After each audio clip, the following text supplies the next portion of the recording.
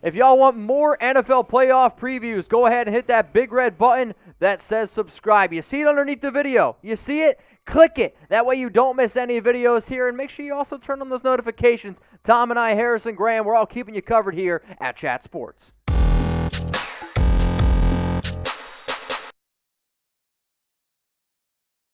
Saints versus Buccaneers, NFC Divisional Round. A little bit of NFC South rivalry. I love it. Drew Brees taking on Tom Brady, two of the greatest quarterbacks to ever live. And you want storylines? That's what you got here. We're going to first stick, though, with the number 5 seed, the Tampa Bay Buccaneers, who took care of business against the Washington football team. But Brady. Washington covered. They did cover. But I also lost my bet. I took the under. They went over. I thought that this was going to be a game in which Washington finds a way to compete. Now, I said that before they announced Taylor Heinicke was the starter, who played great. Shout out him. He did great. The Bucs were the better team, and frankly, this game was never in doubt. This game always felt like Tampa should have been winning by more. They have some injuries right now in terms of in the backfield. Jones is banged up again. Yep. Fournette, I thought, played fairly well. Mike Evans was able to play through his own injury. Tom Brady, the completion is not great, 22 of 40. That's okay when you throw over 381 and 2 scores. Bombing it down the field.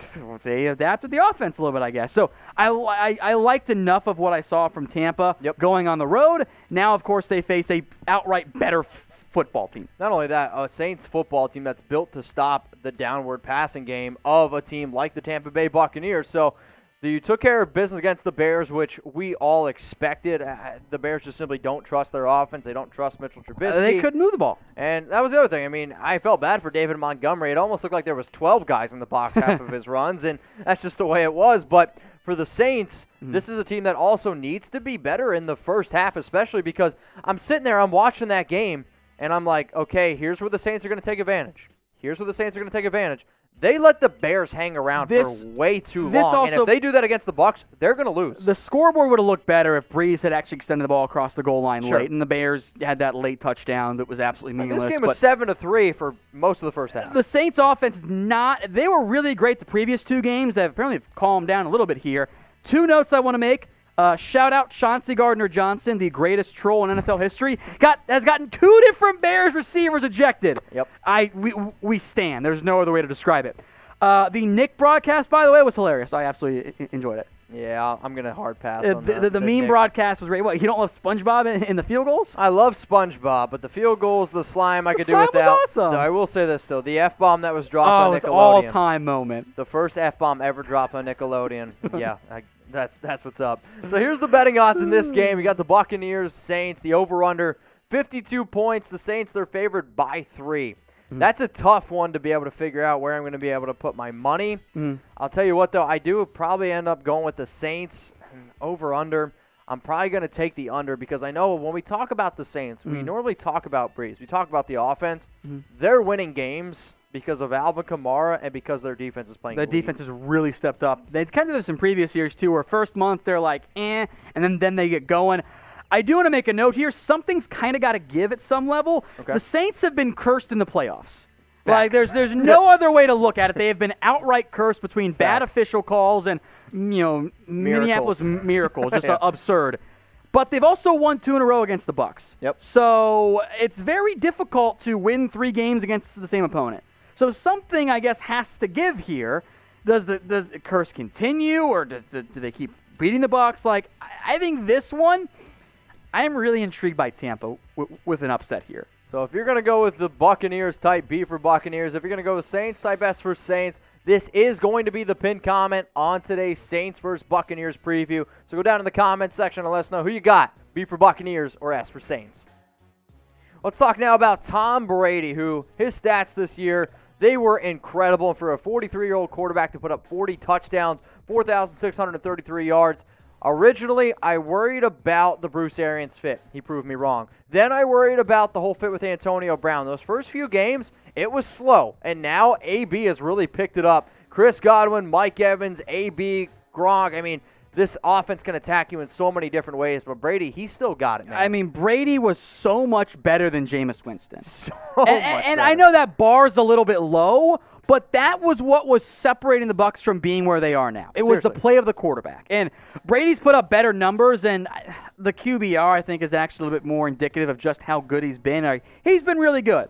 He's not prime Tom Brady anymore, but he's got a lot of great playmakers around him, and that's helping him out in a significant way. And frankly, he is good enough to win a Super Bowl with right now. Oh, absolutely. He's not going to be a liability if the Bucs defense can keep it together amid injuries.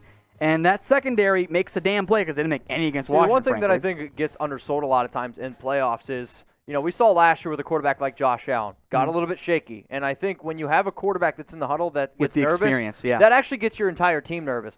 You have Tom Brady in your huddle, you're going to be confident. You have this guy in your huddle as well, Drew Brees. You are going to be confident because both of these guys know what it takes to not only win a playoff game, win a Super Bowl, and really carry your team. My only question here is between Brees and Brady.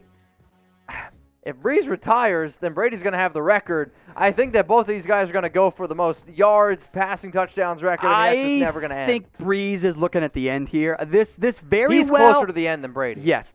Brady's going to play at least one more year. Brees, this might be the end of the road. Remember, he's already got that NBC broadcasting contract once his career's up. I think he knows that this is near the end. And with the way the Saints' contract situation looks like next year, he might be like, yeah, this is my last shot no matter what. I got to find a way to make it work here. So this will be the third matchup between these two teams because obviously the NFC South rivals. Here's week one. The Saints, they took care of business in week one, 34-23, in a game that was never in doubt. I mean, the Saints really controlled this game from start to finish. The Bucs had a late touchdown, so the score looks a little bit closer than what it was. But Drew Brees was solid.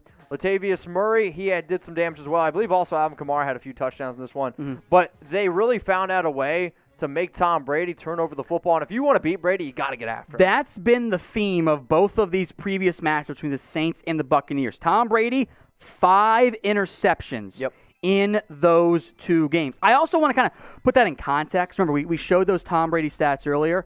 This year, Brady's played very well. Correct. The problem is that outside of those games, the 5 interceptions he threw in those 2, he's thrown 7 in the other 14. Yeah.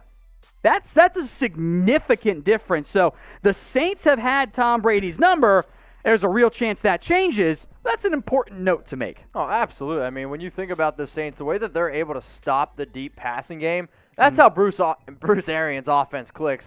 He's going to try to swing, and he's going to try to hit some home runs. You take away those home runs, and you're able to get after Brady, that's where you really see these games switch. So, let us know. Go ahead, predict the score. Saints versus the Buccaneers. How's this game going to shape out? I do not anticipate a 38-3 type of game. No. I do, though, anticipate... The NFL officials will make sure of that. I do anticipate, though, the Saints coming out a little bit more ready. And I think the Bucs, they're going to be ready to go in this one. Give me the Saints to win this one. I know you said it's tough to do 3 times, but I'm going to go with them. No cowards. 24-23. No cowards allowed.